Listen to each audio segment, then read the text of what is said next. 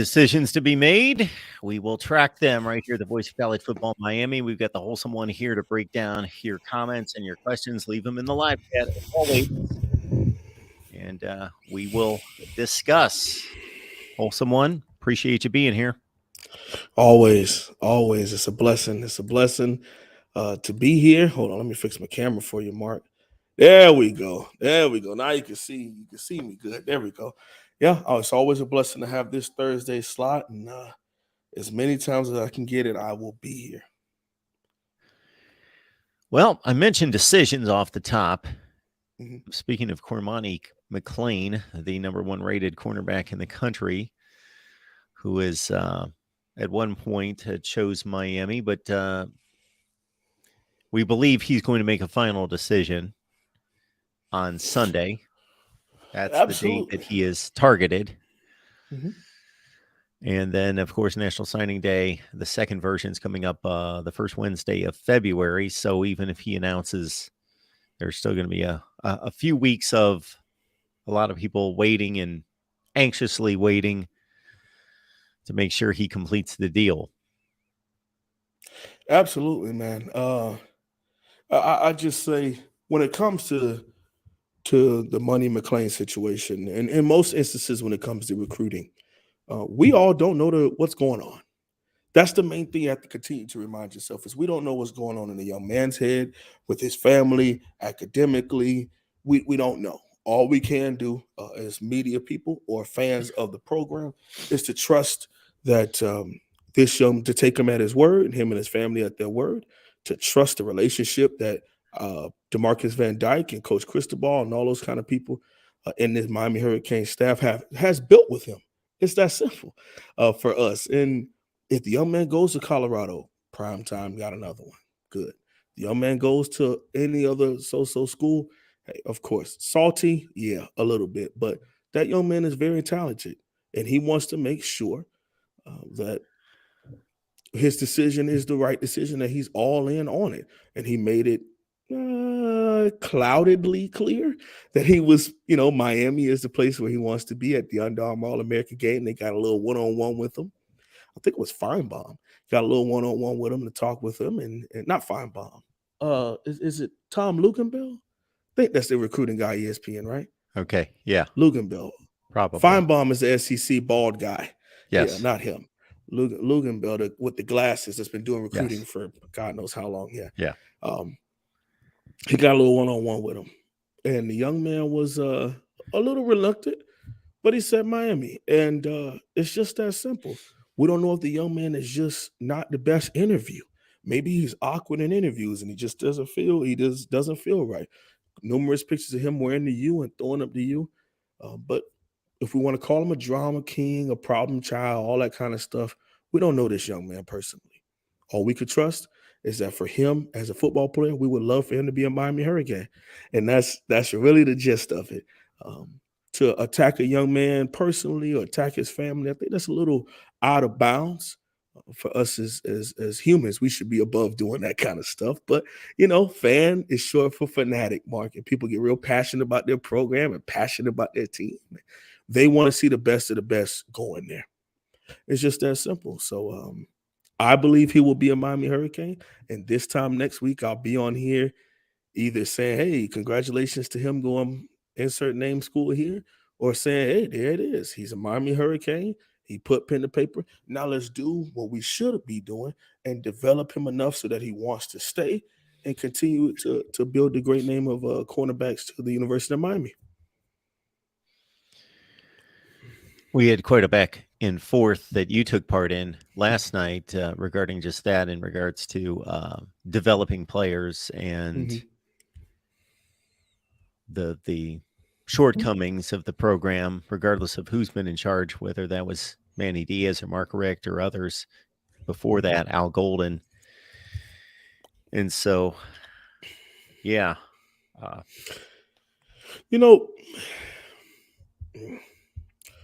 Development.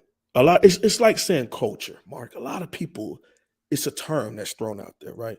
What do you mean by that? Okay. What we mean is when these young men come in, 3 stars a little harder, okay?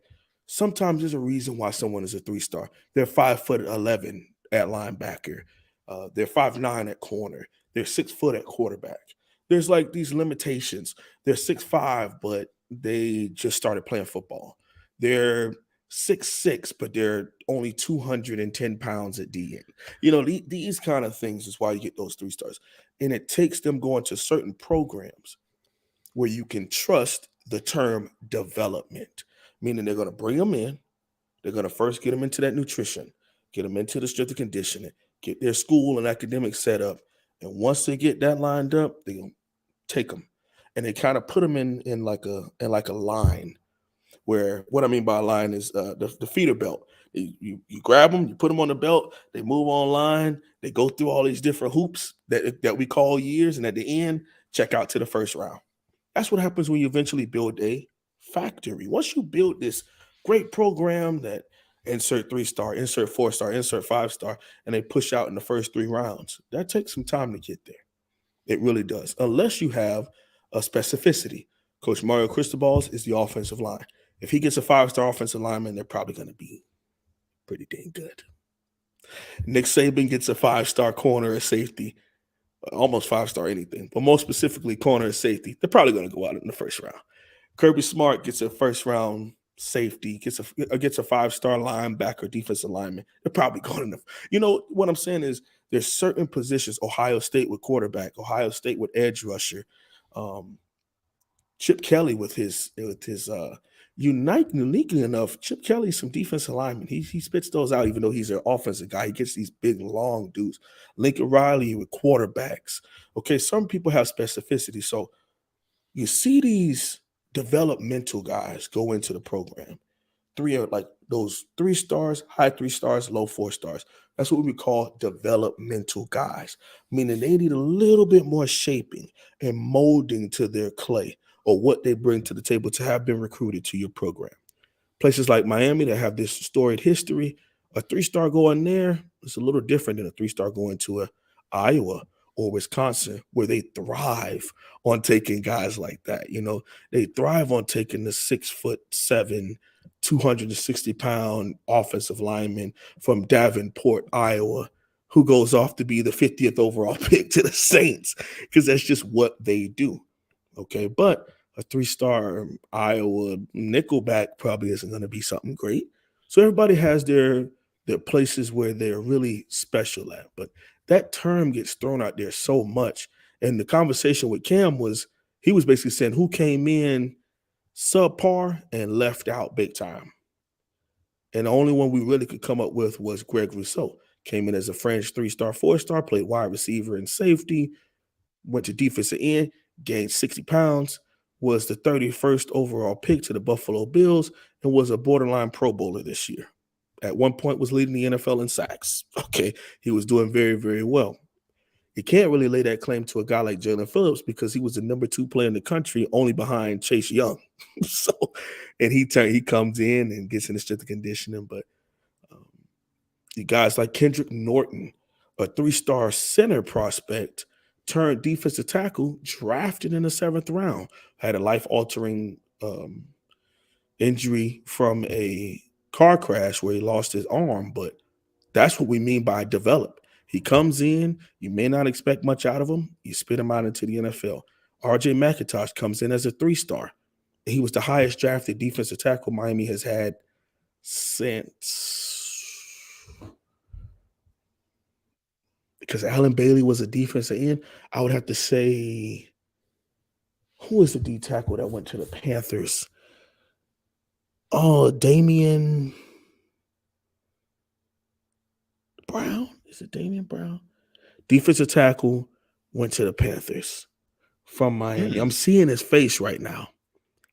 Chat, help me out. First name, I want to say it's Damian. Hold on.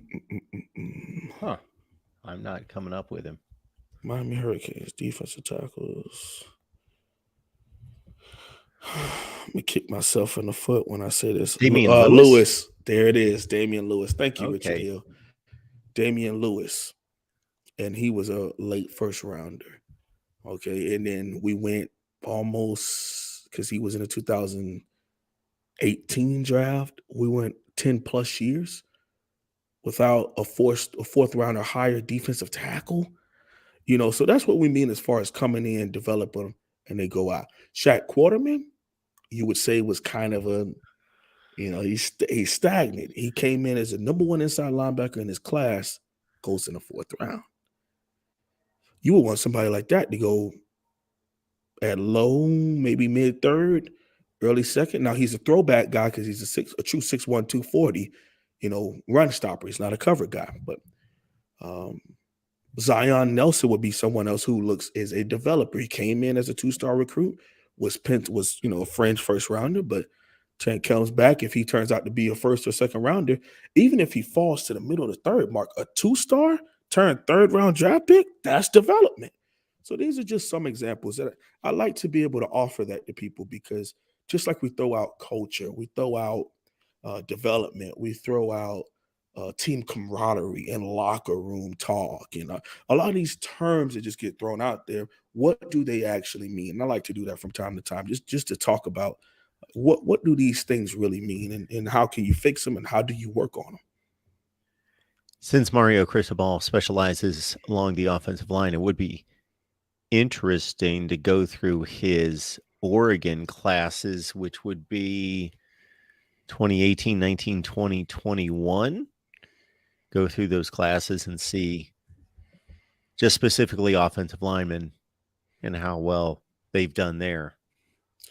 Well, we do know that Penei Sewell was a 5-star guard who he turned into the 9th overall pick to the Detroit Lions. We do know that.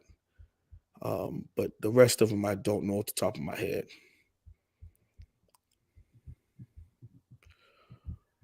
All right, everyone. We appreciate you being here at the Voice of College Football. This is our Miami show that we reserve for the Wholesome One each and every Thursday night, 8 o'clock Eastern time. We'll be back here next Thursday night, God willing, at 8 o'clock Eastern time with all of you. So help us build the show. Bring some folks with you.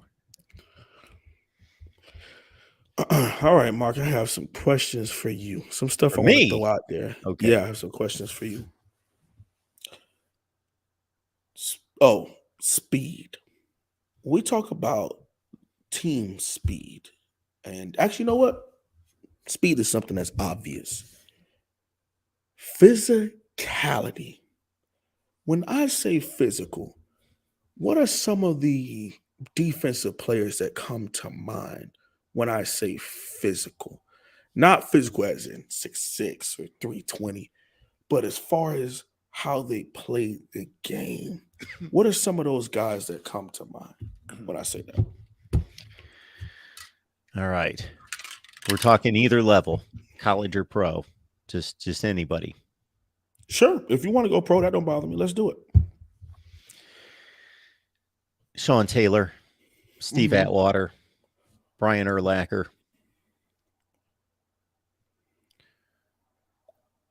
Reggie White, Jonathan Ogden.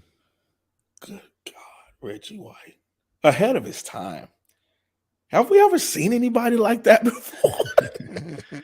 People think that he was a D tackled body, but he played strong side DN.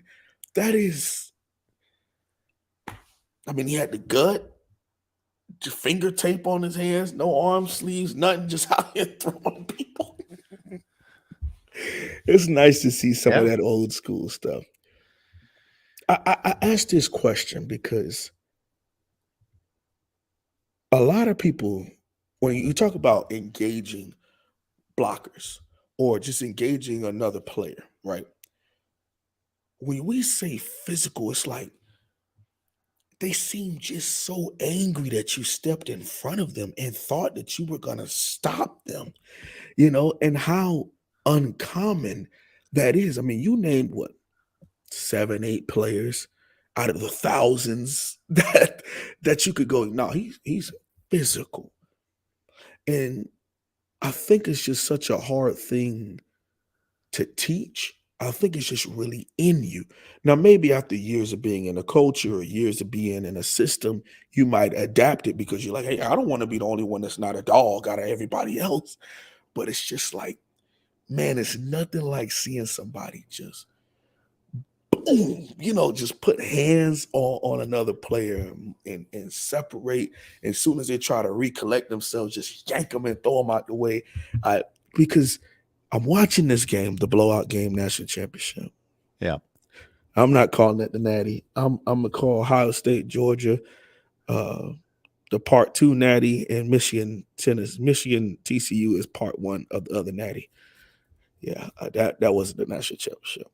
Anyway, I'm watching this and it's just like this same team that hit Michigan right in the chin gets on the stage and their eyes are just like, and usually one or two things happens when you put young men and coaches in that kind of situation. They either bomb it or they take off and just live in the moment of being on that stage.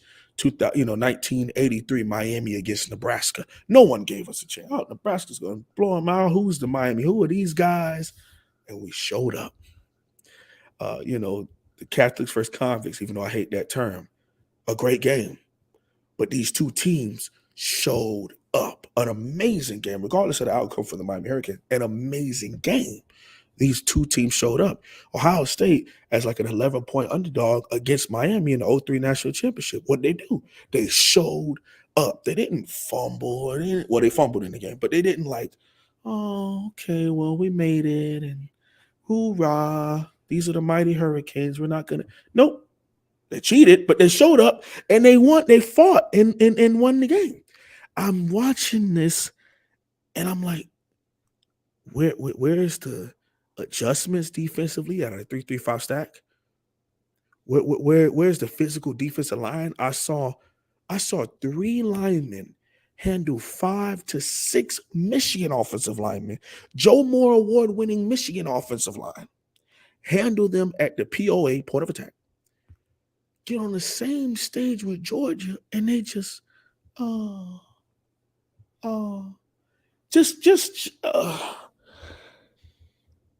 what do you think went wrong?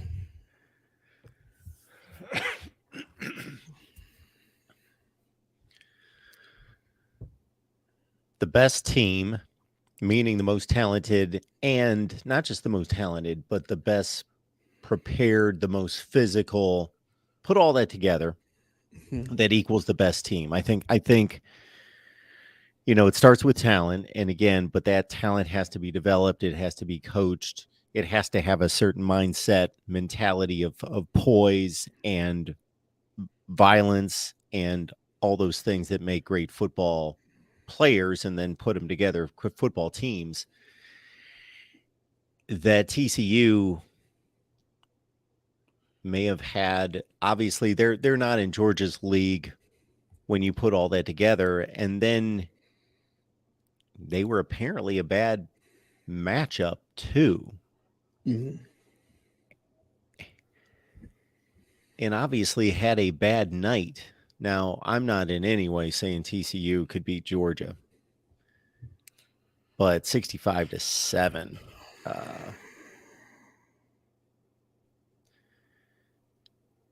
TCU needed to get off to a great start to give themselves some confidence, to show themselves that they belonged. Whereas Georgia, they were, they've won a national championship, and then they just pulled one out against Ohio State. They're just brimming, just overflowing with confidence. They were smelling blood, Mark. They walked to the 50. And one thing I always pay attention to is pre-game interviews. As it's well documented, this is what I want to do. So I'm listening to them, and I always practice what I would say if so-and-so is asking me a question before the kickoff. And even TCU's head coach is just like, oh, well, just get it to the fourth quarter, and we'll see how this team responds. What? They go over to I almost said Mark Rick.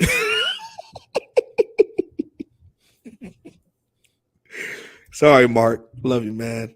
Go over to Kirby. And Kirby said physical. And she said, "Is that it?" He goes, "Yep," and walked away. And that's exactly how his players played. But we'll get back to Miami. I just wanted to ask that question because I want to know if it was as hard to identify a physical players and teams and mindset as it seems, because I don't really see it as commonly as I felt like. I mean, everybody feels like back in their day, it was more physical. Everyone thinks that, but I don't know, man. Georgia really stands out in that way, that they're just that kind of team. Michigan showed it a little bit from time to time, but just like sheer physicality at the point of attack.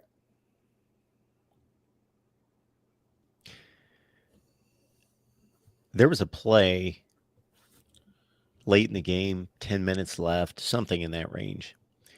And the announcers made it known that while they were taking curtain calls and taking different guys off the field, and Georgia was on defense, and they just had a bunch of guys leave the field, a bunch of veterans, that they put for that series 4 freshman defensive linemen on the field. Georgia did. Yep. They don't look like freshmen, though. In the first play, Sack. Yeah, it was a sack. Duggan didn't even have a chance. Guy who's a 5-star guy, but he looked like a cyborg. I mean, he looked amazing. 6'5". They had Bear Alexander, D tackle. We were going after, but he just took a free trip to Miami. I mean, who would? We knew he wasn't going to be a real serious. Miami wasn't a serious option for him, not the backwards way. But man, and he got a sack there too. I mean, they just looked. Mark, I could argue Georgia's second team could have won by 20 that night. Yeah. Yep. But we'll get back to Miami. I see you have a great question up here from Terrence Templeton. Up here. Yeah, if you all want some questions or how I feel about Garrett Riley taking the job at Clemson. How do I feel about the University of Miami keeping Josh Gaddis? Blah, blah, blah, blah, blah. Go ahead and throw it in the chat. It's one of those open Q&A days because we don't have much. We are officially in the quote-unquote off season. So you all control the show, and me and Mark are here to make sure we don't go too far off the derail with the Q&A. But if you have something you want to throw at the H1H, please, I would love to answer them. And we ask that you would please consider the super chat. Please like the video. Please share the link out there on social media. That brings people in here. Terrence, what position group do you expect to see the most growth from if the staff remains the same from last year? And which one do we need to progress the most?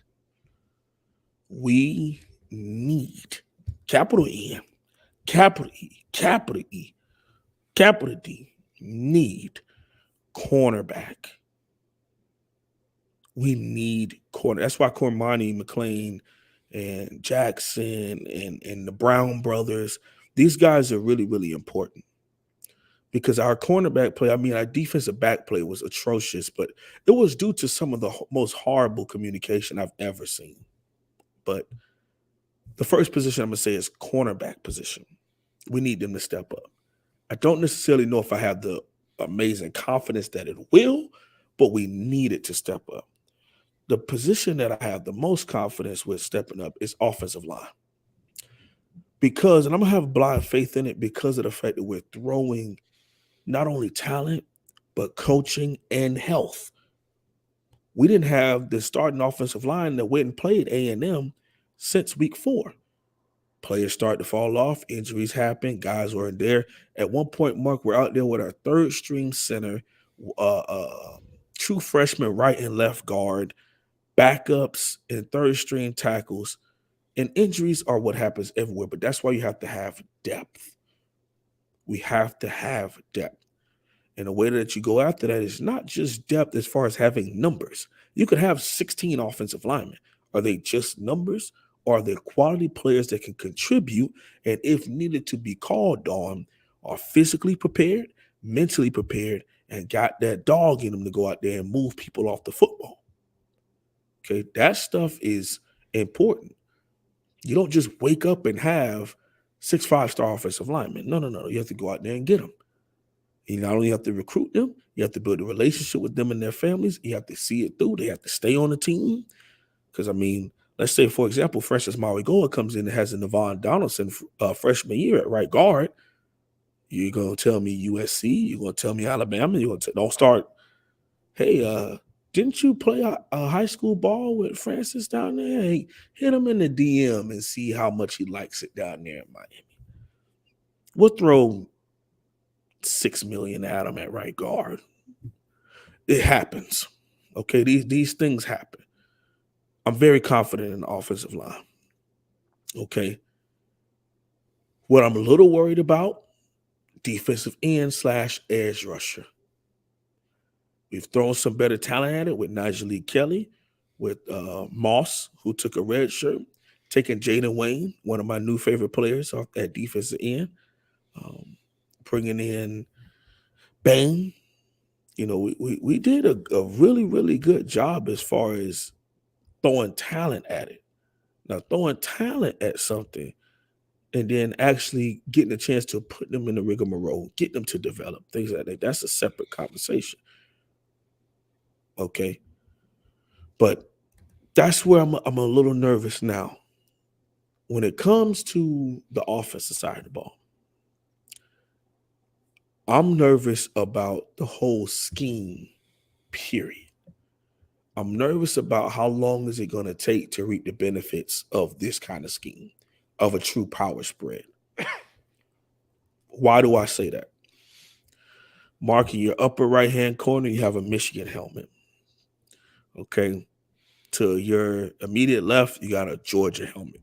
Those are the two best examples of what we would want to run at Miami. Do you all know how long it took for them to see the benefits that Miami fans and these crazy fanatics want? 5 to 6 years of heavy recruiting, of heavy development, of NFL development, of strength and conditioning and nutrition, of getting your behind whooped, of losing to the same team for a decade, of making it to the national championship and fumbling, of making it to your conference championship and losing the game. It took years. The quick fix, which what a lot of people wanted when we went with Coach Cristobal, would be Lane Kiffin, where, we don't care about recruiting. We don't care about developing. Let's just go out there and run a spread and air it out and score points and woo. And we're not developing anyone and no one. We're not putting anybody in the NFL. But we're winning games. I would prefer us to have our struggling issues right now, putting it all together, and truly developing a true core. And once that thing pops, Mark, it's sustainable. It's sustainable. Okay? I'm nervous about the thought process and the buy-in because at sometimes, Mark, last year, off the top of my head, Mark, there's 3 games we didn't even score a touchdown. A single touchdown. There's 1 game, Mark, we didn't even have 100 total offensive yards. You get what I'm saying? So, and we complained about Rhett Lashley. My hand is in the air. We complained about Rhett Lashley. And we, got that in return. So I'm a little nervous, man. I'm a little nervous about the entire offensive philosophy. And then how long would it take to throw elite strength and conditioning and elite talent at this mindset and the way that we want to play offense to actually start to reap elite, good benefits? How long does it take to be a consistent 9-win team? How long does that even take to push from 9 to 10 or 11? How long does it take to be a perennial number 1 team in our conference? How long does that take with this offensive philosophy in which Coach Cristobal and Coach Gaddis are putting together. Looking at Tyler Van Dyke's game-by-game performance, because I was trying to remember at what point he got hurt. Was that against Duke? Yes. Yeah, I thought so. Okay. So prior to the Duke game, he wasn't nicked up, nothing.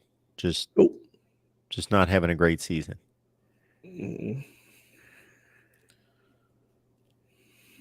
Because that was, a good 7 games into the season. Yeah, Mark, at one point he was 9 of 21 against A&M. Mm-hmm.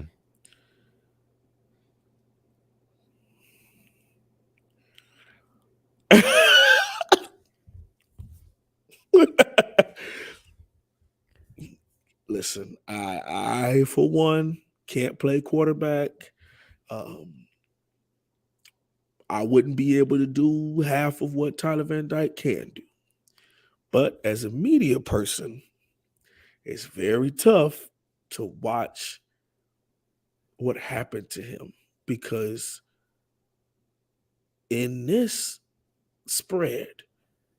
pure spread that we were running with Red Lashley, the guy's like the 30th overall pick. He gets into this new scheme, and he doesn't even look like a Power 5 starter. And then what do, Mark? We keep the guy that did that to him for another year. What does him and Jake Garcia do?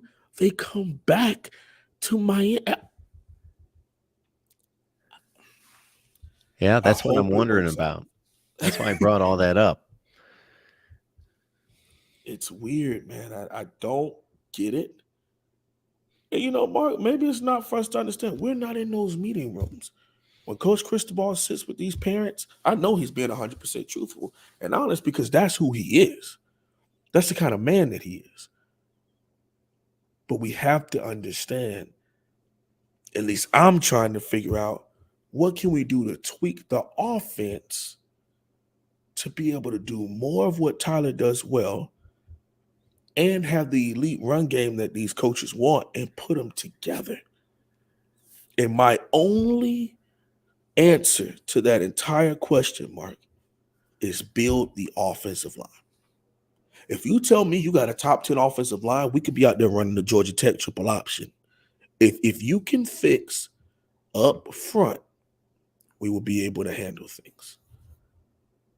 That's where the biggest drop-off happened, is once things happened at the offensive line. Not because I think, Mark, maybe we had a B- to B offensive line at best. But then once they went out, it dropped down to like C, D, F in some situations. So we got to be able to build that offensive line, especially that those interior guys. We need people that could create separation and blow them off of the ball. But then when we need to step back, can have the sweet feet and anchor and be able to give our quarterback 3.5, 4.5, 5 seconds if need be. That's the way you fix the offense. Get you an offensive line.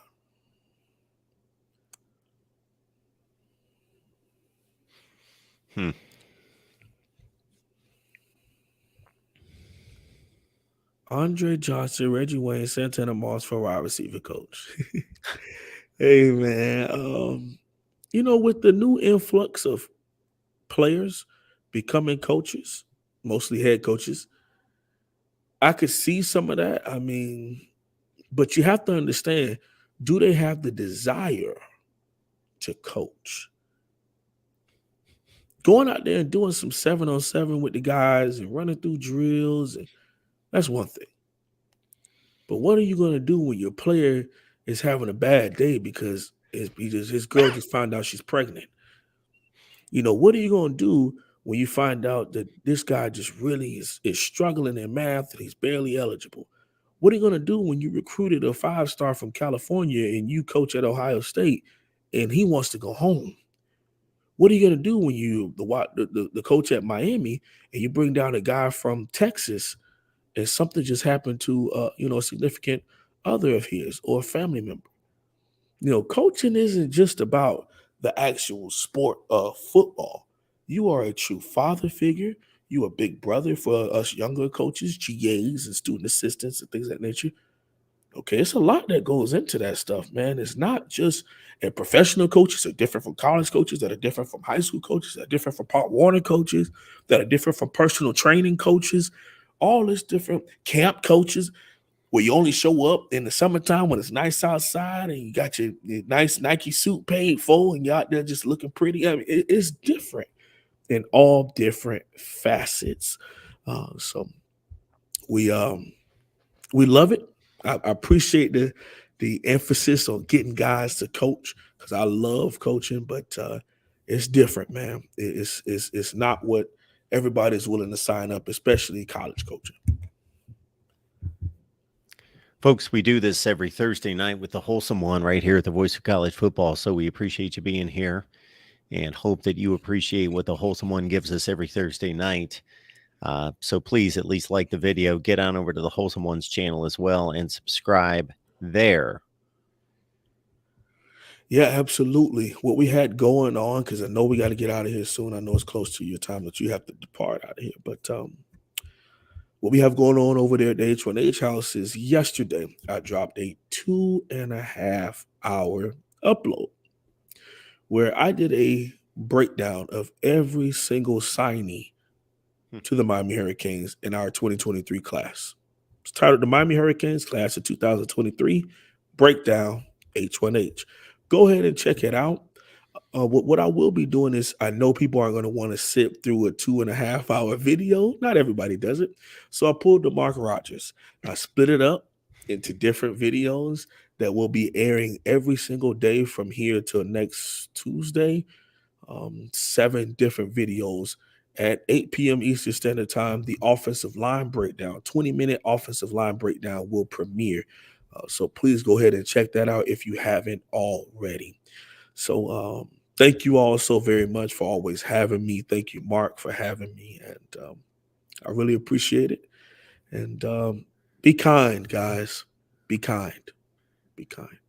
Folks, we are in the process of grabbing the link to that video, or because there's multiple videos, actually, I grabbed the link to the channel, and we're going to drop that in the chat right now. So we know that everybody's lazy, me included. So you want to have a link. That way you don't have to look anything up. So there it is. Just drop the link to the Wholesome One's channel in the live chat. So grab it there. Thank you. I really appreciate it. Hey, 2023 is the year of change. And just make sure that you all stay positive, man. Stay positive and stay kind. Stay kind. I'm right there with you. Absolutely. A good word from the Wholesome One. Yeah. We appreciate you making this happen as always. You know that. Absolutely. I really appreciate it. Go Canes.